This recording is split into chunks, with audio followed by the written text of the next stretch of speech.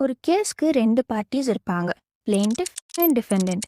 இப்போ டிஃபெண்டன்ட் தப்பு பண்ணியிருக்காங்கன்னு பிளெயின்டிஃப் ப்ரூவ் பண்ணுமா?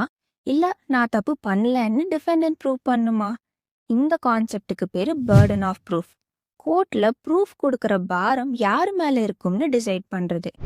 Hello guys, welcome back to our channel.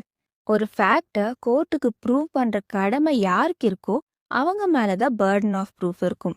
General rule படி சிவில் கேஸ்ல பிளெயின்டிஃப் அண்ட் கிரிமினல் கேஸ்ல ப்ராசிக்யூஷன் அவங்க மேலதான் பர்டன் ஆஃப் ப்ரூஃப் இருக்கும். இன்னும் சிம்பிளா சொல்லணும்னா, யார் ஒரு விஷயத்த கோர்ட்ல முன் வச்சுட்டு ரிலீஃப் கேட்குறாங்களோ அவங்க தான் அந்த விஷயத்த ப்ரூவ் பண்ணும். ஃபார் எக்ஸாம்பிள், என் ஃப்ரெண்ட் ரியா என் பைக்கை திருடிட்டான்னு நான் கோர்ட்ல கேஸ் ஃபைல் பண்றேன்.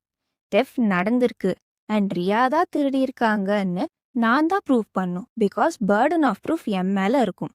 இன்கேஸ் என்னால சாட்டிஸ்ஃபேக்டரி எவிடன்ஸ் கொடுக்க முடியலன்னா சிவில் கேஸா இருந்தா கோர்ட் சூட்டை டிஸ்மிஸ் பண்ணிடுவாங்க. கிரிமினல் கேஸா இருந்தா அக்யூஸ்ட நாட் கில்ட்டின்னு டிக்ளேர் பண்ணிடுவாங்க.